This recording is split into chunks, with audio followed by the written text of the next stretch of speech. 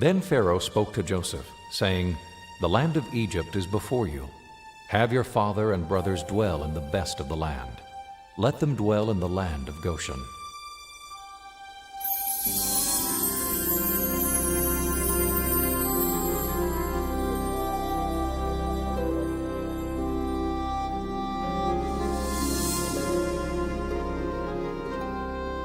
Any attempt to weigh the historical validity of the Exodus must begin here, in the Nile Delta, the biblical land of Goshen. For according to the Scriptures, this is where Israel first settled in Egypt.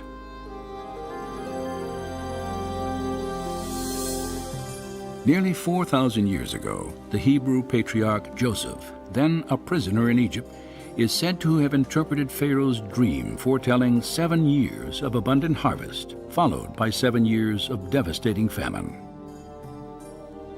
After delivering this prophecy, Joseph was commissioned to oversee the harvest and storage of grain throughout the land. And when famine struck, news of Egypt's abundance spread quickly to its neighbors.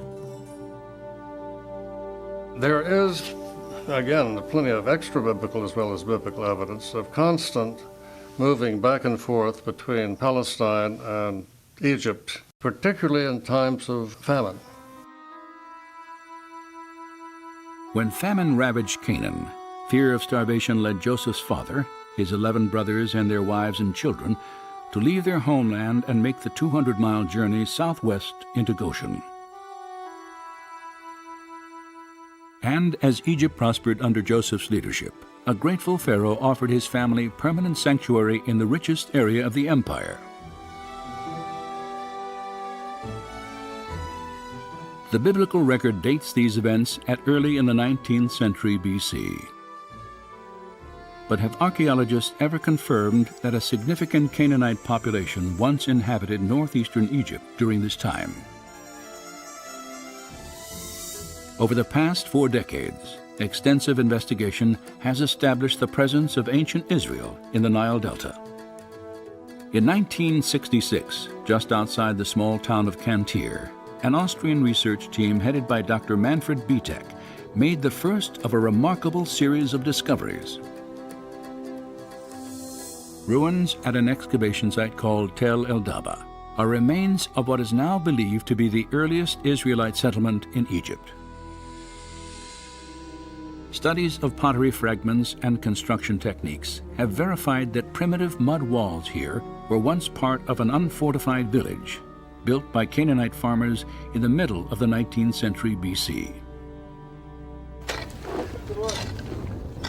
Manfred Bietek's work has provided us with the only tangible evidence for the presence of Israelites in Egypt.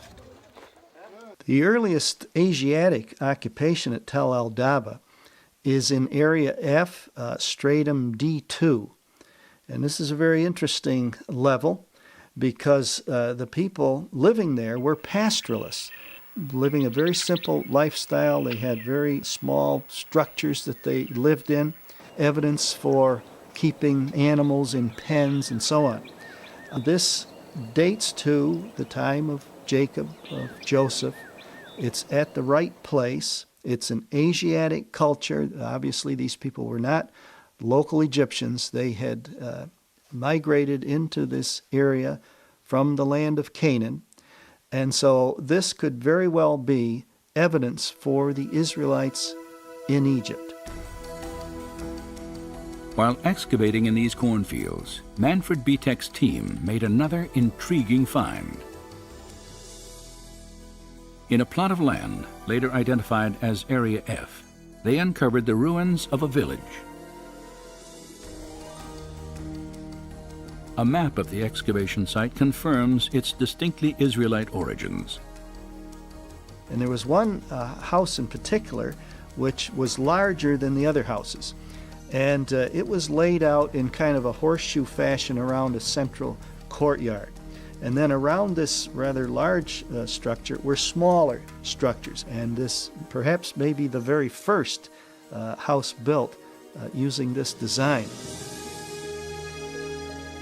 Archaeologists immediately recognized that the design of this horseshoe-shaped dwelling was identical to structures built in Israel centuries later. It was a prototype of Hebrew architecture constructed near the time Joseph was believed to have lived in Egypt.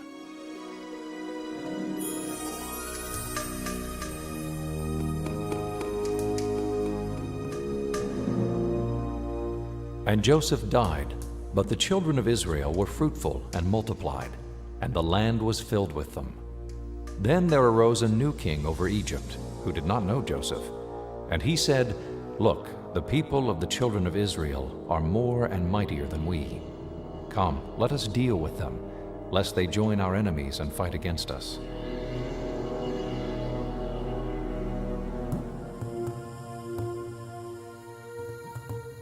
The scriptures tell us that following Joseph's death, Pharaoh drove the Israelite population into slavery. Several archaeological discoveries have also confirmed this aspect of the biblical account.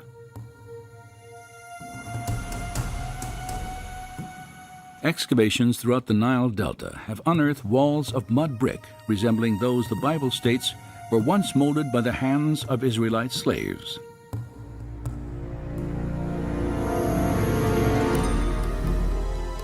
This practice was vividly illustrated in an 18th dynasty tomb painting depicting foreign slaves making bricks from mud and straw. An inscription on the mural echoes the slave master's dreaded warning. "The rod is in my hand, be not idle."